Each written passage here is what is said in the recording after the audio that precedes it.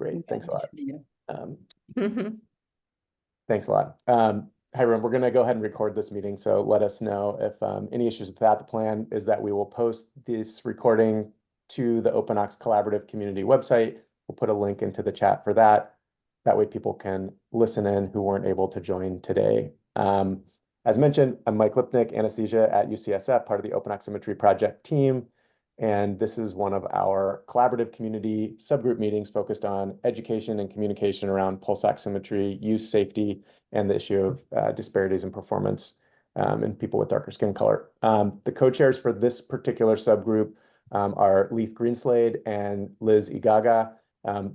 Liz messaged in to say she has relatively limited internet connection where she is at the moment, but we'll try and join in when she can.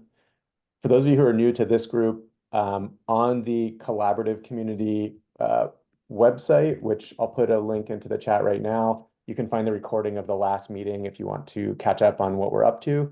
Just to quickly recap, the main focus of this subgroup right now is to create a living infographic that communicates proper use of pulse oximeters, known limitations, and best practices for using these in clinical decision-making. A pragmatic poster that can be used at the bedside by care providers. When I say living infographic, our goal is to create something that is easy to update, but also that's interactive, and end users can actually choose from pre-made content that we will come up with as a group and build the poster to reflect what they think are the key messages that need to be communicated to providers in their local setting. And so what this will effectively look like, which we hope to share in our next meeting, will be if you were to go to a website, you could literally drag and drop the components of this infographic to build it yourself, kind of right in front of you, and then generate a PDF to download and print it. So with that, as some of you already know, Rebecca Richards-Diop is on the line from our design team. So she's listening in and helping with kind of the conceptual design of what this will look like. Thanks, Rebecca, for joining. And today, and Leith, thanks very much. Anybody who is new to the call, if you could just add into the chat just kind of a brief introduction, your affiliation, interest in the group, that would be great. The goal for today's meeting, before I hand over, and yes, Bob, it will have a QR code on it that will generate, and that way you can access it. The goal for today's meeting is, in the last session, we asked people to share ideas on what are the key messages that need to be communicated in this job aid. We have synthesized those and put those down into this Google document that is in the chat, which I'll put in again for those who are just joining in. So I'll ask you to kind of pull this up and we'll go through this. The goal for today's meeting is to refine the key messages, to develop some consensus on the wording, and add any comments or questions or additional things you think should be there. We'll go through these kind of one by one. And then at the end of this, hopefully we'll have pretty close to final copy and ideas for what the illustration should look like. And then the next step will be creating the kind of version 1 of the infographic, and we will share that back after the meeting for feedback. With that, maybe I'll hand it over to Leith. And thanks very much for joining, everyone. Thanks, Mike. Hi, everyone. I'm Leith Greenslade. I think I know most people, but I'm a co-chair here, and my role is coordinator of the Every Breath Counts Coalition. I know we have a lot of different expertise on this call, as we did for our first call. This is only our second. But I want to just make a plea that this infographic we're creating is meant to do almost the impossible. It's meant to function in a variety of different settings, from the lowest resource health facility, where the use of pulse oximetry is maybe new, to a hospital in a high-income setting. So we have to be super cognizant when we craft language that it's simple and clear. It'll be available in multiple languages eventually, so we don't have to worry about that. But that the language is clear enough and simple enough that the lowest level health worker could understand and take action. So with that plea, I'm happy, Mike, do you want to share your screen? Is that the easiest way to go through it, through the text? Sounds good. Let me pull that up. Give me one sec. So Rebecca and her team are working on beautiful graphics for this. So, but we're not talking about that today. We thought we'd try and get the text as close as possible. And of course, this will be open. So you can see Mike's given us some examples of how to comment on this. You need to use the comment boxes. It's a very short document, very simple. But we're asking you to, we can do a little bit on the call today, but in the weeks after this, between now and our next call, if you can go into this and refine this further, because we really want to set the text first, then Rebecca will put it into the beautiful graphic format. Can I ask a quick question? Sandy Weininger, FDA. Yeah. The number one thing says no off-label use. I'm an engineer, right? Not a clinician. So I thought it was pretty routine for people to take probes and use them wherever they can get a signal. We're going to prevent or prohibit that? Great question. Okay, so just hold that question for a second. This is exactly what we want to do on this call today. But just so we know, we get the kind of, there's how many sections to this, so people know what they're looking at. So goes 1, 2, just so people get the big one, the big blue lettering at the top, section 1, section 2, section 3. Keep going, section 4, section 5, keep going. I think that's the last one. Okay, 5 sections with little boxes underneath each with purple headings and then text. So we want to go through all of them today.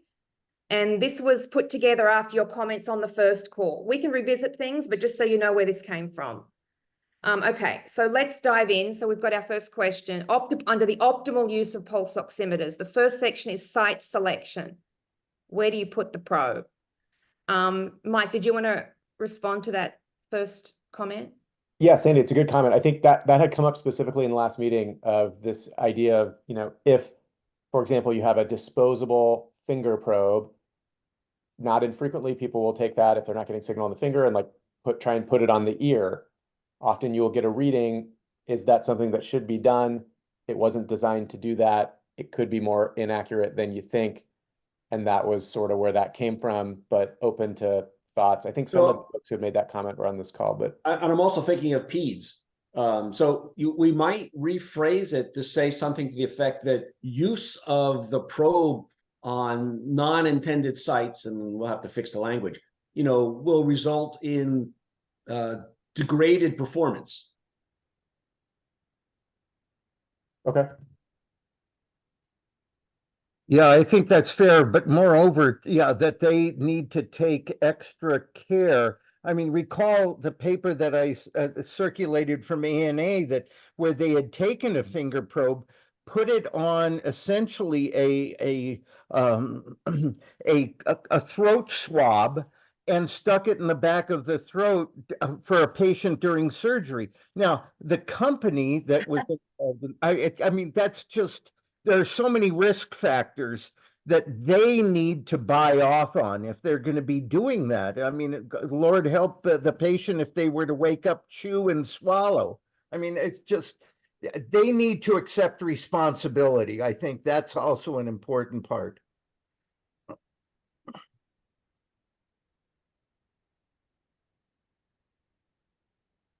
So I do just we want do maybe I mean, I know the word manufacturer, follow the manufacturer's recommendations. And I know that, that's a big global thing, but I think from a regulatory perspective, a quality perspective, the sensors have been tested in those environments such that they work in those environments and not outside. So something like that.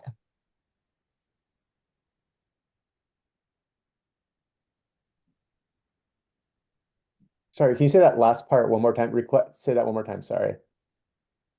I was just saying that, the manufacturers have a responsibility under their quality system and their product development to test the sensors at the specific sites at which they are supposed to be used. So people should be aware that, they should really only use the sensors in those applications and not, like you said, in the middle of the throat or God only knows where. But I mean, putting it like, I mean, I worked in a sleep lab doing babies. And so we, use the sensor, we put it on the toe. Is that the right place to put it? I mean, this is a long time ago but, we didn't, we tested some babies, but sometimes the sensors were used in other ways. That's all. I mean, I think we forget to use the manufacturer's instructions are there for a reason, if you can understand them. Thanks, Robin.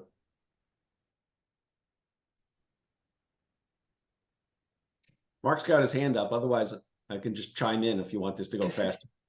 Yeah, okay. So my comment really was, I think we've got a tension here between what we do clinically and what you would write in a regulatory document.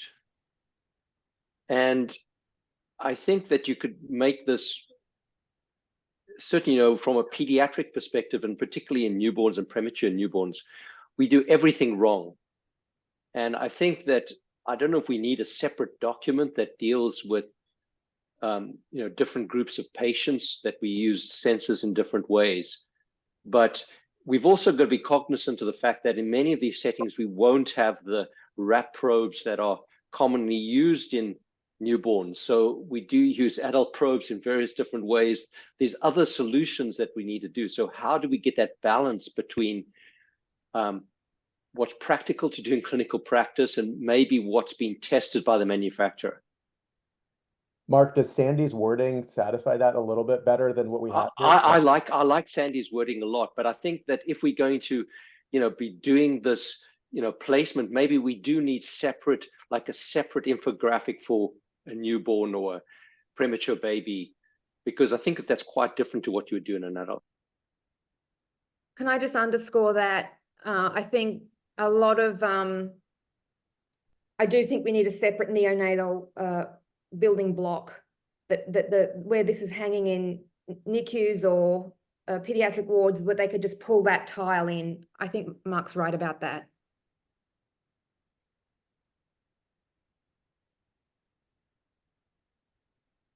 Can I ask about the level of understanding? I mean, because like in placement 4 for it says ensure alignment without angulation.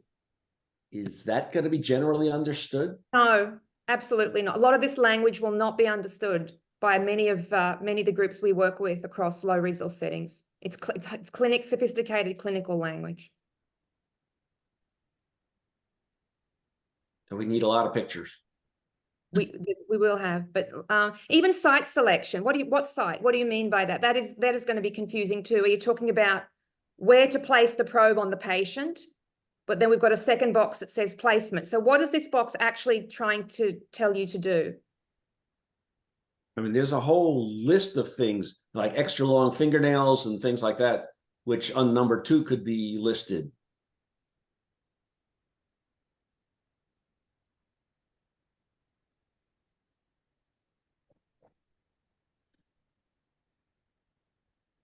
If we could just get a clearer subject, the purple text for this, so that someone looking at this knows exactly what this section is telling them to do. Yes, something like very simple like that. Yes. Yeah. Lee? Oh, I Liz, welcome. Liz is the other co-chair. Liz Igaga, welcome. Hi, everyone. Sorry, my internet connection is fluctuating, but I just wanted to point out that Bob has asked 2 questions in the chat. One was, when is the deadline for submission of input into this document, considering you said, we would continue this submission even after this meeting. I think that will be addressed towards the end of the meeting. But he also, Bob, would you like to share your experience as a NICU and PICU clinician?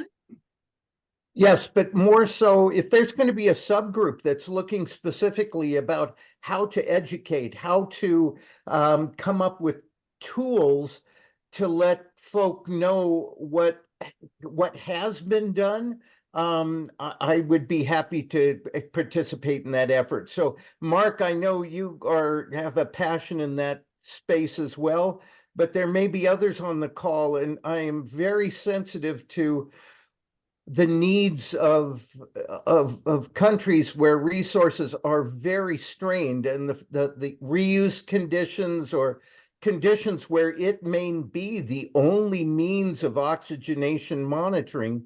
I've had to deal in educating clinicians in such a use case for delivery room resuscitation as well as operating room or theater use. So happy to help in that effort. That's all. Okay, noted. Thank you. There's just one other submission in the chat. I think this is Saf, who says, I understand the device is only FDA approved for monitoring and checking and not diagnostic. And should we clarify the source of this discussion, as that might help us communicate that to the clinician? So perhaps figuring out the source of this, and I believe it's FDA, and saying the FDA does not approve this. And then do we have any understanding of the degradation that occurs after 3 to 4 hours? So how bad does it get? I know in very sick patients, it's likely to be worse than in some of the less sick patients. So that's something that we want to discuss here.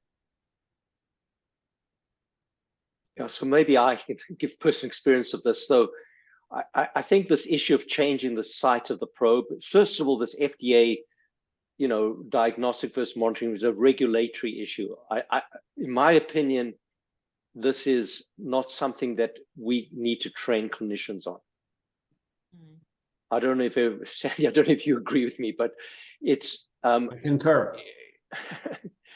As far as this change in the site, it's because of burns, and this is well documented, particularly in neonates and particularly in premature neonates. I think we used to see this much more commonly in the early days with pulse oximetry, and I think the pulse oximeters seem to do this less. But even recently, we've seen burns in babies who have not had probes regularly rotated. So we do need to have something around this. I'm not sure what, if this is still seen in adults. I don't look after big patients much anymore, but this is still certainly a problem in premature babies. Mike's And writing again- as we speak. So look at that, what he's writing in number 4. Mark, does that pick it up? Can we say to prevent? You don't want any burns, do you, ideally? Yeah. Well, it's more than just burns. It's also pressure contusions, isn't it? Okay, let's Yeah, say so Sandy, we don't really know, is this a pressure thing, or is it actually Right, a chemical burn, or is it Yeah. is it a burn? So like burns was more or skin abrasions, call it whatever you want, but some of these really look like thermal burns. Or just skin injury. burns. Can we say skin abrasions and burns? Well, no, I'd also add, the adhesive allergy issue, because that comes up, and that's one of the reasons why we use hydrogel for our ECG electrodes. But there's also an issue with reuse, and sometimes people are using chemicals that should not be come in contact with baby skin. So I think there's a bucket of things that we ought to throw in there, and boy, I hate to Well, you could just say injury and then lump it all in there, because you're yeah, but we bulletizing or keeping, an for example kind of list. I fear that we are spending a lot of time on an issue that we may be able to handle offline. So, I mean, I think this discussion's okay. One question for any industry folks online or people who are very familiar with the manufacturer recommendations. Do the manufacturers have recommendation for changing for the frequency in adults? yes, they have to. Yep. And Yeah, I would what say is we typically recommend at least every 6 hours to inspect the site and then change the probe, or just like pick a different finger for a finger probe, for example. and for, And for adults especially, I think that it's less like I've seen different case studies, for neonates where it's really like a burn that is being looked for with a lot of the LED technology, but for adults, it's a lot more of that like just pressure and discomfort on the finger, especially if somebody's like in the OR and unconscious, they're not going to even be able to say like, my finger hurts. yeah, and especially for forehead sensors, some of which have very limited time, some of them 2 hours, because of pressure points that are built into those sensors that allow for the reflectance technology to be more effective. So manufacturers are declaring what that time is before the clinician is asked to reassess the site. Do we leave this vague as like regularly inspect and change kind of? They need to look at the instructions for use I mean, that will be an overarching message on this thing, like probably somewhere in the subtext of like, always check the manufacturer's recommendations for the device that you have. So like that specific catch-all will be somewhere on this. Yeah, Yeah, but I the mean- purpose of this document is to go up on the wall and remind people when they're actually using it. They're not going to go Right. throughout the instructions for use. No, like I absolutely agree with that, Sandy. Like I personally, I work in adult space right now, not so much with neonates and peds, but I don't see any harm in it being a little bit more conservative. If like a 3 to 4 hour time is like really critical for neonates, there's no harm in telling, a nurse that they need to check that on an adult too, even if they really could go a couple more hours. So I, sorry, there's a couple of things here. So I think that the pressure, obviously this all goes together, time, pressure, and perfusion. What the baby's perfusion is. If you've got a baby who's purely perfused, then you've got it very, tightly wound on. So, but I think the easiest thing to manage clinically is not to place the sensor too snugly on the body part that you're putting it. I think that that's almost as important as checking and moving the site. Mark, how would you practically ensure it's not too tight? Well, I would put that as part of the placement, and I think you could just put that in a general sense. Do not apply sensor too tightly. I mean, obviously it's not going to give you a good perfusion either, but joined in chemistry and education. Okay. So she can collaborate with a lot. Okay, this is great. I just want to comment on this will be interesting because when we think about like pressure, like sacral decubitus, pressure ulcers, where folks, nurses have to move folks every shift or every so many hours, is this going to potentially translate, depending on how the wording is this going to translate into a lot of extra kind of nursing, protocols and put that out there from the clinical, clinician perspective, and then, what is, the workload benefit to that. That's why I just bring it up. They're supposed to be doing it already, aren't they? Well, it's actually part of the nursing record. And strangely enough, this kind of goes back to the paper I was referring to earlier, Mike. There is more data, or there are more data in the nursing record about the chance of the values being suspect than certainly within the EMR. Nice new paper on that within the nursing literature. I'll put in the chat. Sounds good. I mean, to play devil's advocate, where I was going with some of my comments was in neonates and peds, I think, and especially if the probe is placed too tightly, but an appropriately placed, like, especially the reusable probes, I guess is where I get a little bit caught up with this. If you have an appropriately placed reusable or disposable adhesive sensor on a finger, and it's placed and it's not too tight and your perfusion stays normal and you're inspecting it regularly, the issue of changing it, I would be curious if the burn issue is still coming up from those who manage neonates more often than I do, with the newer probes. But also this issue of, I think it's probably relatively unlikely that in resource variable settings, there's going to be a lot of disposable probes being used. But, do we put an unfair burden on those? If we're saying you need to change these every 3 to 4 hours when you may not need to, I guess I'm just curious, what is the evidence here? Just making sure we're not promoting throwing away probes prematurely when they probably could be used. So Mike, just to anecdotally report that we've just completed a caffeine study in newborns, and we were using reusable neonatal sensors from Massimo, and we had two burns reported, despite having guidelines that we should not do this. So in newborns, it's definitely premature Okay. newborns. It's still a real issue. Okay, thanks, Mark. What is the do you know what the manufacturer recommendation is from Massimo, for example, on how 3 often? hours. 3 3 hours. hours? Okay. Yeah. Okay. But I think that, the pressure and perfusion are equally important issues, and I think this is much more specifically for newborns.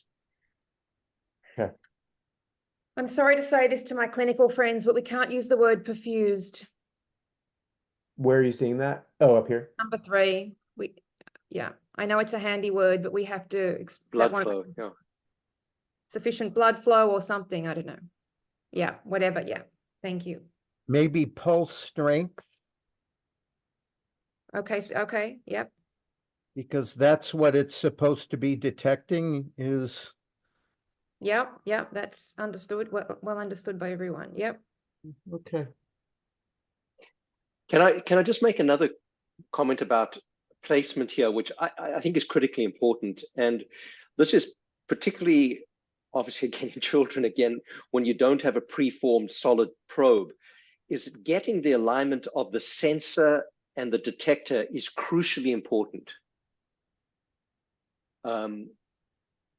So if you're placing this, you really need to get them perpendicular or parallel to each other and correctly aligned. And Leith, I've got some pictures that I can send you that explain this. Yes, please. And Mike's trying to write that now in the second, how to place the probe. Where you're looking at number 1. Can you see your screen, Mark? Yeah. He's trying to figure, so where would you put that? That's important. You said, what did you say? Yeah. The emitter and detector need to be opposing. And through the thickest part of the body part as well, So Mark, and not over a blood vessel, ideally. God, it just gets more. The transmission probe, sensor and emitter should be directly opposite each other. Do you like that language? Yes. Okay. Then what did you say about the thickness? Choose a site that is warm. He's gone up to 3. Yeah, with good pulse. Okay. Sorry. No, it's good, Mike. It's great. And Mark, we do have some images like sketched out that we can share of like misalignment and the sensor and emitter directly seeing each other. If you have images though, please share them. Would love to get more ideas on those. But Mark, you said something about over the thickest part of is that important? Yeah, so I think that it's, this is once again children, and I apologize for everybody. But the toe is always a good place to go because you've got a much thicker body part compared to a little toe. And sometimes we'll even use the hand in a small baby to put this through, just because you've got obviously more blood flow through the tissue blood flow than you would in a small finger, for example. So the thickest fingers on toes, is that what you're talking about? Yeah. And it may even mean the hand rather than even the hand or foot. We'll often put it going through the foot. And that's why I said these are specific to babies and children. Yeah. Mark, what does the labeling say? Just curious, I'll have to go and check that. It's a good question, Sandy. Because we don't want to. Yeah, no, exactly. I'll have to go and have a look at. I've got the Massimo manual here somewhere. I can go and have a look at it. So I'm just conscious of time, and we're only on section 1, and we've done a not really nice dig into this, and there will be a separate neonatal bar, Mark. So you'll be asked to comment on that. Leith, just before we move on, I know we are running on time, but I just wanted to point out Robin in the chat asked 2 questions. One was a suggestion. Maybe we work with the manufacturers to include the infographic in their materials once completed. So that's consideration for the future once the infographic is complete. And then they also ask, is cost a factor? So I guess cost in terms of reusable versus disposable. Robin? Yeah, I just look at, I worked in the sleep labs and we reuse sensors, and when we shouldn't have, and I don't work in the lab anymore, but, we did a lot of things just to reduce the cost. And I know in certain areas, areas where they don't have a lot of resources. So when people reuse probes, they don't maybe think of the degradation. So again, how do we make this cost effective as well as, when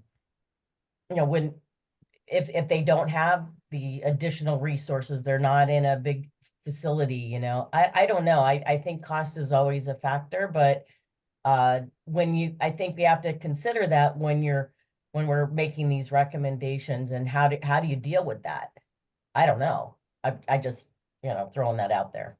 Yeah, it's a big issue. One of the bottom tiles is about how to maintain and care for. We could add some sort of how to get the best out of your pulse, how to most cost effectively use the pulse oximeter. We could address, let's have a look when we get a bit down further to that section in terms of recommendations for not wasting. Consideration, where is it? Best practices. Okay, great. All right, I want to, this is not the first pass you'll get at this, of course, you can come back, but shall we go now to how to get a good SpO2 reading and which oximeters are for clinical use, these two tiles, if everyone can see them. It's pretty straightforward. Anything missing? There's only two things under how to get a good SpO2 reading. Is that enough? I have a Leith, question. Yeah. So does everybody can read the word plasmograph, number one? And does people know what a PPG waveform or signal is? No, they won't. Many will not know. Yeah, and what else was I going to say? Oh, and do people understand really what a good signal quality looks like? What is that waveform? Is it flat? Is it round? Is it peaked? I mean, are they looking at that in order to determine whether they have a good signal or not? Yeah, Well- this is anecdotal from some usability testing that we just did with nurses. So I mean, US-based nurses, but we got almost universal feedback on our UI that the nurses were looking for the pleth waveform. Like that was to them an indication of it, were they getting good signal or not. Like, and I don't know how standard that practice is outside of nursing necessarily or outside of the US, but we heard that from every single nurse that we talked to with our kind of simulated use testing.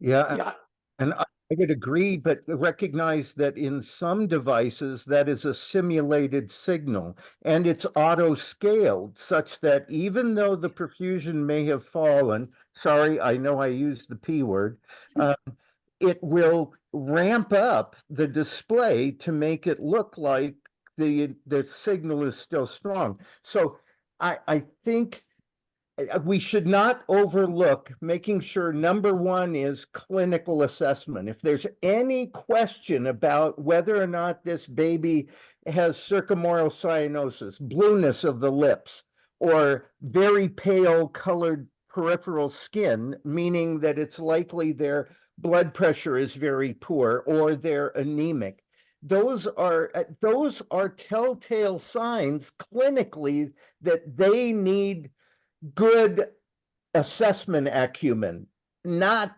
fixing or treating the oximeter. They need to treat the patient. Yeah, Bob, I don't think that many devices have auto scaling anymore. I think that certainly not FDA approved devices, but it's, I think there's a couple of issues here. First of all, I think the waveform, obviously your nurses were well trained. I think all of us who use this every day as clinicians know that the waveform is the most useful thing to look at. And I think, but that does require training. And I would be very keen to persuade people to learn to look at the waveform and know what a waveform looks like. But there are other numbers we can use, and we can either use the signal quality index or the perfusion index. And I think both of these should also be included in assessing the adequacy of the reading. Another suggestion for this point is I would suggest that any abnormal reading is repeated, that the sensor is removed and replaced, ideally at another body site, with a repeat observation. Okay, we have what you just said. We have to get that as an item, Mark, exactly as you just. Yes. You get it, Mike? Repeat reading. Sorry, not so I was just great. typing the last thing about perfusion index. I just made a comment here for offline comment because perfusion index isn't defined the same way by all manufacturers. Mark, the last thing that you said, sorry. Yeah, so it was really just around those things. Obviously, it depends on the device, but I think we can use a generic term such as signal quality and the waveform and use those simultaneously, and that can either be PI or signal quality. The second thing was repeat observations. Repeat observation in the presence of an abnormal reading, a repeat observation should be performed, ideally at a second site. This is a new number 2. That number 2 we have is just too blah, blah. But what you just said is our new number 2, Mark. So can you say it slowly again so Mike can get it? In the event of an abnormal blah blah. In the event of an abnormal reading, a second observation or reading should be performed at a second site or an additional site. Is it? I'm not in the event of abnormal reading, people may not know that they have an abnormal reading, right? Are we saying in the event of abnormal signal quality specifically, or in the event of a reading an SpO2 that is Okay, Less so than kind of 92. tricky? okay, so we've actually done some work on the smart. So it's, I think with pulse oximetry, because almost all your readings are 100%, you could put a value then if it's less than 98%, you could even put a value in there and say you should repeat observation at a second site. I think that ideally, and I mean certainly in all our clinical research studies, we do 2 observations regardless. And So I should think we that would that be better to just say always check at multiple sites? I don't know. I'm just asking. Yeah, I think that it may be a little bit too much Okay. increase in workload. So I would be Yeah. inclined to say less than 98% or 96%, whatever you like, 97% repeated. But I'm not against you saying do repeat observations at more than one site, but I don't think people will do that clinically. Are you okay with this in the event of abnormal SpO2 or signal quality?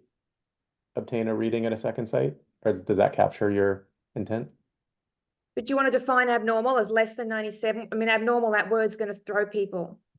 What about just low, in the event of low SpO2 measurements? And let people interpret what they think low is by themselves for their clinical situation. Yeah, in babies, you may be interested in making sure it's not too high. And this is where a too loose sensor can be affected by ambient light if not careful. So it's But that's going to pull it lower. It's going to pull it towards 85. good. So this is Rich Branson. Sorry. Again, just my experience over the years. And again, I haven't worked in neonatal ICU since the late 70s. In adults, generally speaking, the nurses, the therapists, the physicians, if the pulse rate measured by the oximeter is equivalent to the pulse rate measured by the ECG monitor, almost everybody assumes that that must mean it's accurate. I'm not saying that that's true. I'm just saying that's a very common practice. Do you want to say anything about the difference between pulse rate and actual heart rate? I say absolutely yes, Rich. Thank you.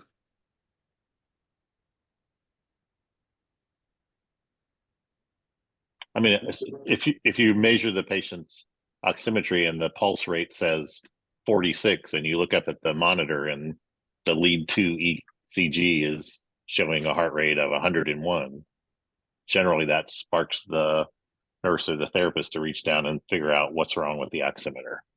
But I also don't want to give the impression that just because the 2 pulse rate and ECG heart rates are the same, that means the SpO2 is always accurate. Can you see Mike's language here? New number 3 in how to get a good SpO2 reading. Yeah, so I think these 2 separate issues, which we may have confused here a little bit between the previous section and this section. So the one is how to get a good reading, and the other is to know how you've got a good reading.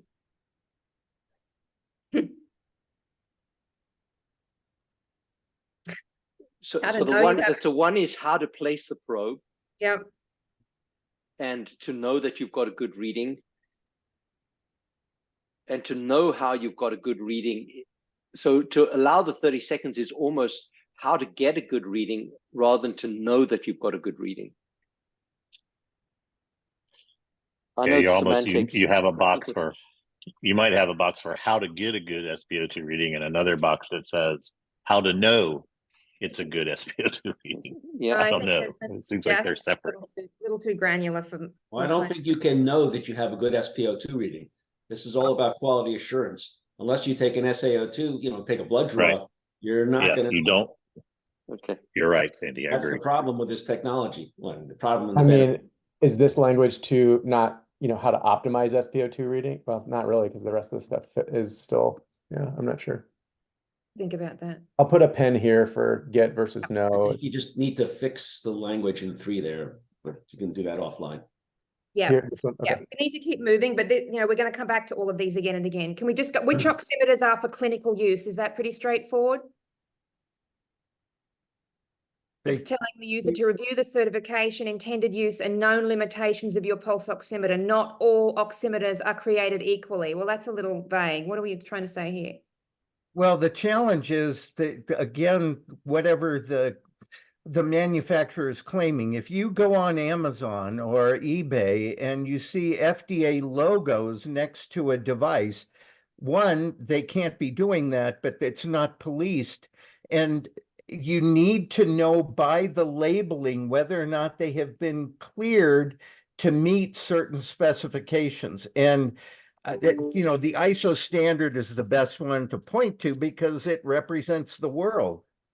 There's no such thing as certification, so we should replace that with standards conformance or something like that. Mm-hmm. Compliance or conformance.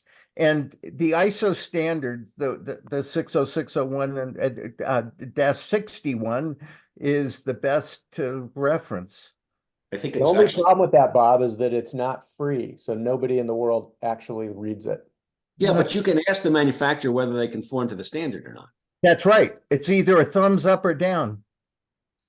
And that should be in their labeling. There's also the FDA guidance documents, right? That outline what's required, what the requirements are.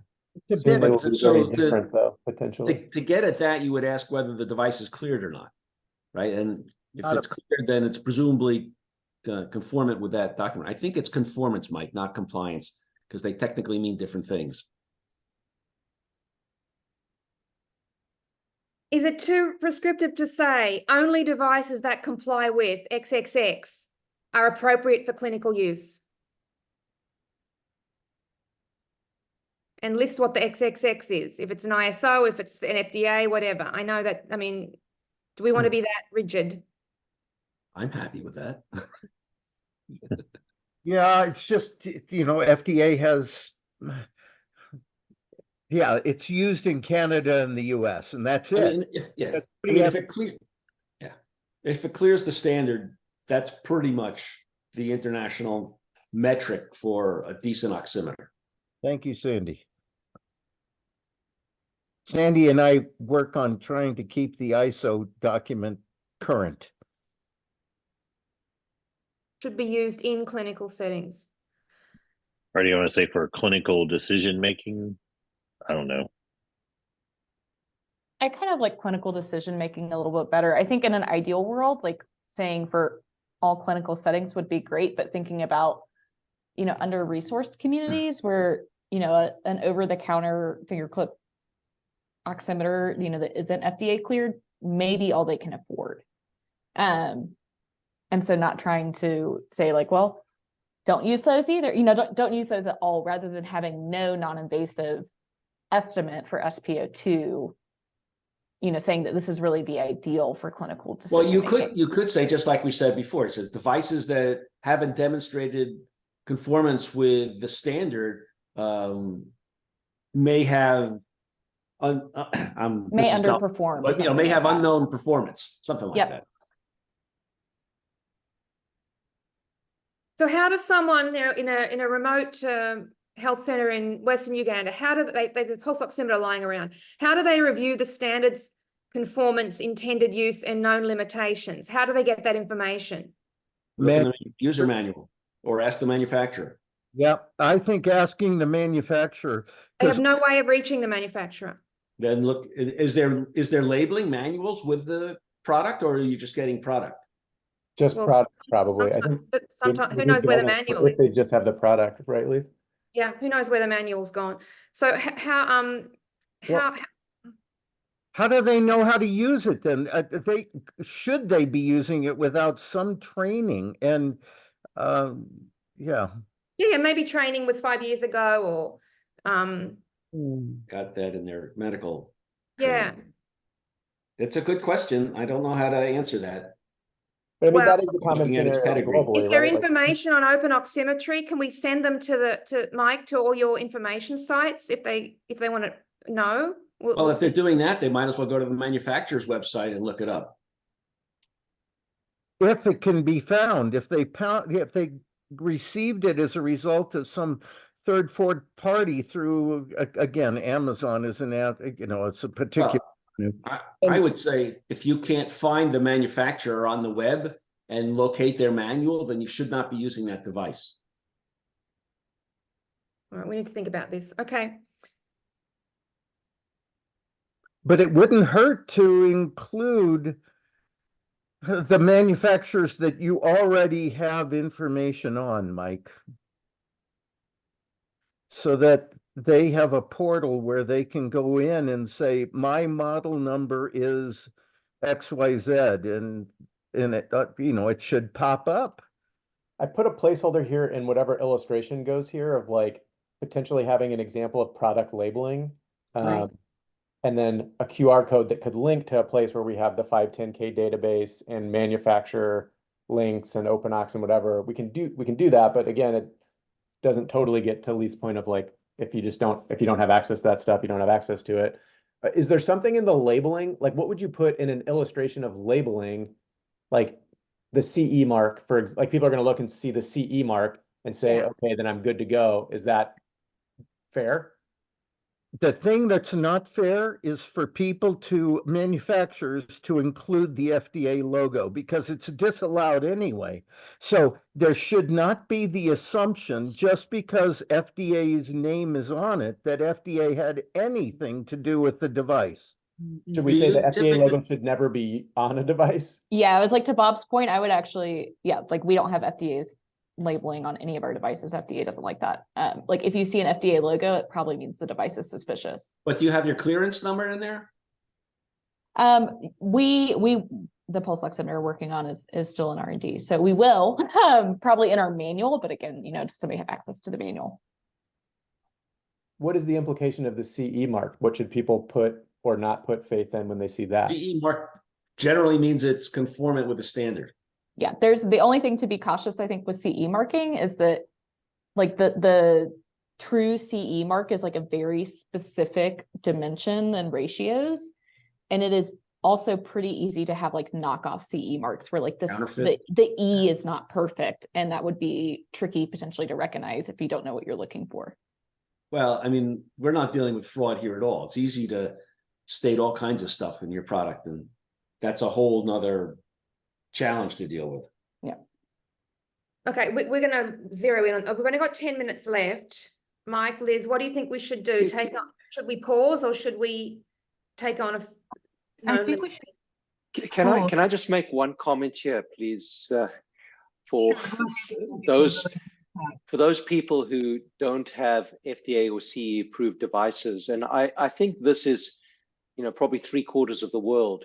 Somewhere, I think that it's all very well putting in, Mike, a link to the database and all that kind of thing, but I think there's got to be some recognition that there's a large proportion of the world's population who won't have access to those devices. Totally agree. Do we have a recommendation for that scenario? Or are we just accepting 40% of the toys that you tested were crap. So Yeah. that's a problem. Yeah, exactly. I mean, do we just mention that as fact? Like, Yeah. Like Acknowledge it. I mean, they really are bad, Mike. You know that. Mm. I Well, mean, I think you should say devices that have no and I'll just say imprimatur, may be making false claims. And giving you information that would, that may mistreat your patient. Yeah. Erroneous data. Is it possible, building on that issue, is it possible to kind of create a link towards like what to do, you know, some ways to think about kind of validating that it could be a bad device? But you can't, unless you do a DSAT study, you really aren't going to know whether your device is garbage. And I hear you. Yeah, I don't see an easy solution on that. But yeah, no, I hear you. Leads to your question. I think in the last 8 minutes, we should try and do the known limitations just to get some of this, because that's the last kind of big chunk of where there's uncertainty, and then maybe the rest is more amenable to comments. Okay. As So we on go, the- I just wanted to flag that we've got a few comments about alarm fatigue, and Mark suggesting that alarm settings should be a whole separate section. Someone else mentioning trending as opposed to a point reading, and as clinicians, we often make assumptions that error is between patients and not within patients. And a couple of papers quoted. So I think at some point that's something else that we should I don't, Elizabeth, this just may be me, but I can't really hear. yeah, it's really. Right here. I think I got, Liz, what you were saying from the chat on the alarm section, maybe being a separate thing, alarm fatigue, following trends. I put some of that in here so people can maybe comment. But thanks for highlighting that. I think that's what you were saying. Okay, so we'll have a new alarm section. Mark wants that too. Robin too.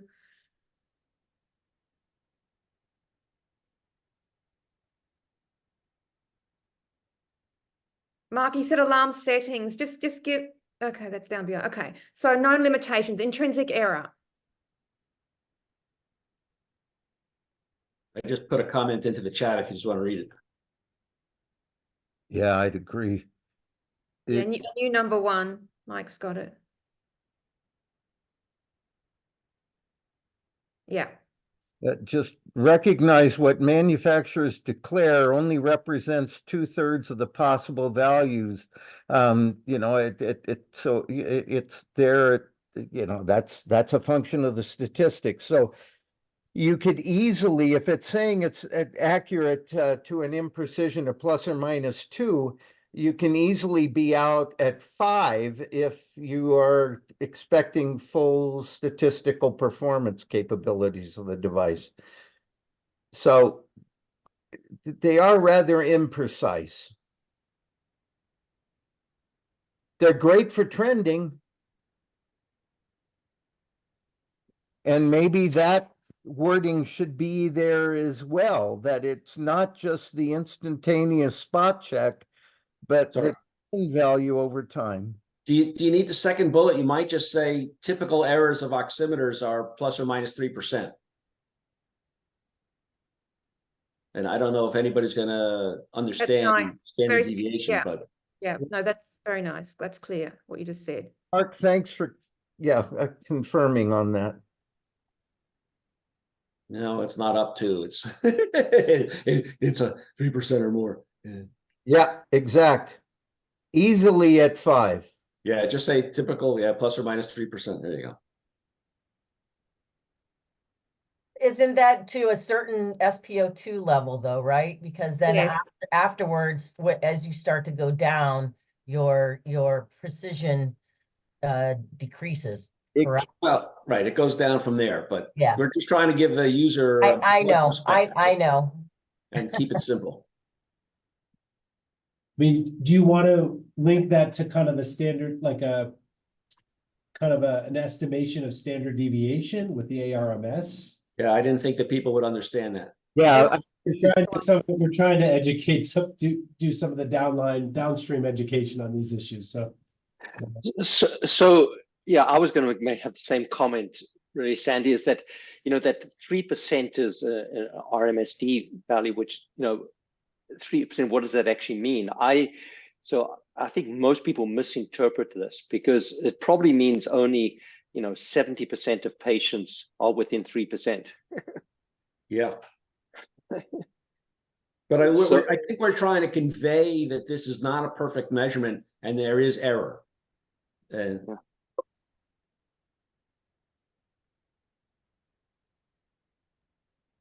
yeah, I mean, I think that it gets us part of the way there without having to write a treatise. We'll finesse all of this. That's okay, as long as we get the placeholder kind of language in. Is there anything missing in intrinsic error? We have 3 things.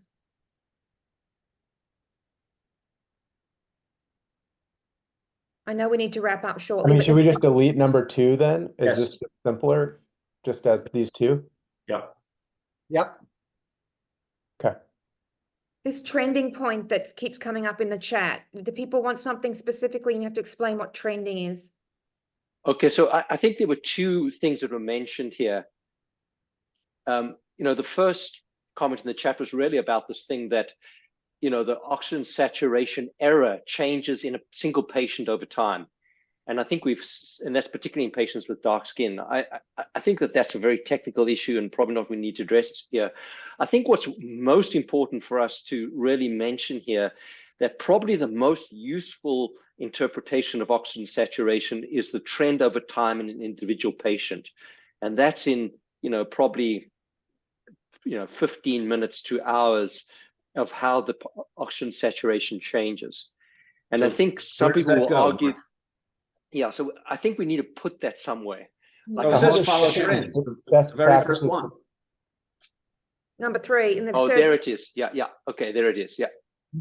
And the other thing that comes up too, because where sleep apnea, for example, there's so much weight on the pulse oximeter as an issue. And I guess, yeah, how good is the trend? I mean, there's trending. I mean, it's a well-designed, it's a wonderful device. It's just, is it enough to kind of put all the weight on that in like as a within patient measurement? You're absolutely correct. Given the fact that you are dealing with a single parameter, you never look at that value solely. It's in the context of other information, like what Rich mentioned earlier. You can palpate a pulse or you can pull it off of an ECG as another means of corroborating. And there's always changes in that clinical care setting. So as you move the patient, it is anticipated that it's likely that we'll call it a baseline snapshot of where they once were for an average trend value will change somewhat because they have different breathing patterns or their perfusion. So I think is good, but in the context of other information that needs to be looked at in the nursing notes or wherever. Mike, we're actually at time and I don't want to push people over if they have other commitments, although this is a fantastic session. Should we wrap it up and then schedule another one like this? Because it was so good in the next week or 2, just so we can do the rest of it? Or would you rather have people just do it online on their own? Maybe we can ask people to do it online. Maybe if you have time today, spend like 10, 15 minutes or however much you can going through making comments. We can review those and decide at that point, well, make comments today and then check back maybe early next week and respond to other people's comments. And let's see if we can get some consensus in that. And if we can't, then we can definitely host another one. What's the deadline so we can pull it in our calendars and not miss the mark? Go ahead, Lee.